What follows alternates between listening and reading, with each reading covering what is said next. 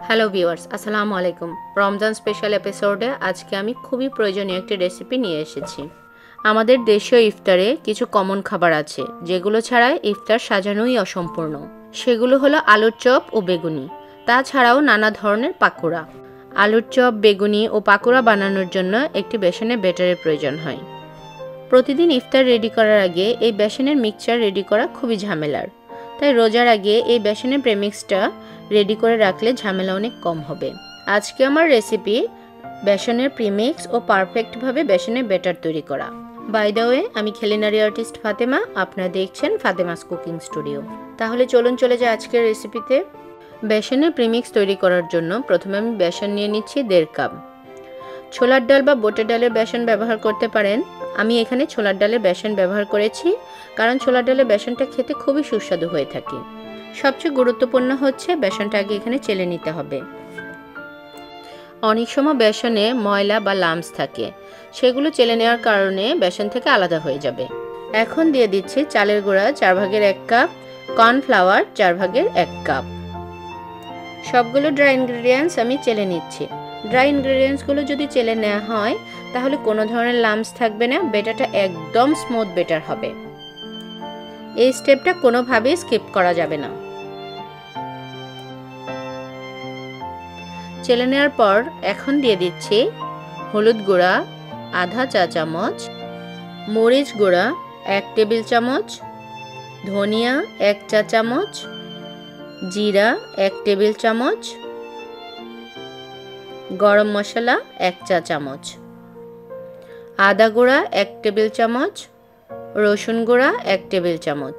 যদি আদা রসুনের গুঁড়া না থাকে তাহলে আপনারা সমপরিমাণ আদা রসুন বাটা বেসনের প্রেমিক্সটা ব্যাটার বানানোর সময় দিয়ে দিতে পারেন। এখন দিয়ে দিচ্ছি চিলি ফ্লেক্স 1 চা চামচ ও কালিজিরা 1 চা চামচ। সবগুলো উপকরণ একসাথে ভালো করে মাখিয়ে একটা এয়ারটাইট বয়মে ভরে নিচ্ছি। এভাবে বেসনের প্রেমিক্সটা আপনারা নর্মাল ফ্রিজে সংরক্ষণ করতে পারবেন 3 মাস। আপনাদের সুবিধার জন্য এই প্রেমিক্সটা দিয়ে আমি ব্যাটার তৈরি করে দেখাচ্ছি। বেসনের প্রেমিক্স নিয়ে নিচ্ছি 1/4 কাপ করে 4 বার। টোটাল 1 কাপ বেসনের প্রেমিক্স নিয়ে নিয়েছি। অল্প অল্প পানি দিয়ে ব্যাটারটা তৈরি করে নিচ্ছি। পানি দিয়ে একটা স্মুথ ব্যাটার তৈরি করতে হবে। ব্যাটারটা 3-4 মিনিট ভালো করে ফেটিয়ে নিতে হবে। ব্যাটারটা একদম স্মুথ হবে, আর খুব বেশি পাতলাও না, আবার খুব বেশি ঘনও না। দেখতেই পাচ্ছেন ব্যাটারটা আমার আঙুলটাকে খুব সুন্দরভাবে কোট করে রেখেছে। এখন ব্যাটারটা র্যাপার দিয়ে ঢেকে রেস্টে রেখে দিচ্ছি 30 মিনিটের জন্য। ফিরে এলাম 30 মিনিট পর। রেস্টে রাখা ব্যাটারে দিয়ে দিচ্ছি লবণ আধা চা চামচ, বেকিং পাউডার 1 চা চামচ। এখন ব্যাটারটাকে আরও 4-5 মিনিট ভালো করে ফেটিয়ে গরম তেল দিয়ে দিচ্ছি 1 টেবিল চামচ। তারপর আবার ব্যাটারটাকে 4-5 মিনিট ভালো করে ফেটিয়ে নিচ্ছি।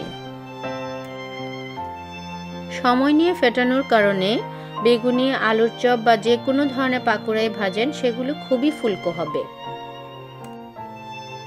ব্যাটারে গরম তেল ব্যবহার করার কারণে বেগুনি, আলুর চপ বা পাকোড়াগুলোতে তেল ঢুকে চুপচুপে হয়ে যাবে না। তৈরি হয়ে গেল বেসনের প্রেমিক্স দিয়ে পারফেক্ট একটি বেসনের ব্যাটার। বেসনের প্রেমিক্সটা যদি আগে রেডি করে নেন আর ইফতারের আগে দেখানো প্রসেসে যদি ব্যাটারটা রেডি করে রাখেন, ঝামেলা ছাড়াই খুব সহজে তৈরি করে নিতে পারবেন আপনাদের পছন্দের পাকোড়া। দেখতেই পাচ্ছেন বেগুনিগুলো কতটা সুন্দর ও মুচমুচে হয়েছে। আমি বেসনের প্রেমিক্স দিয়েই বেগুনিগুলো তৈরি করেছি। আশা করছি আমার আজকের রেসিপি আপনাদের ভালো লেগেছে। যদি ভালো লেগে থাকে প্লিজ আমার চ্যানেলটা সাবস্ক্রাইব করবেন, লাইক ও কমেন্টস করে আমার সাথেই থাকবেন। দেখা হচ্ছে নতুন কোনো এপিসোডে নতুন কোনো রেসিপি নিয়ে। সবাই ভালো থাকবেন ও সুস্থ থাকবেন। আল্লাহ হাফেজ।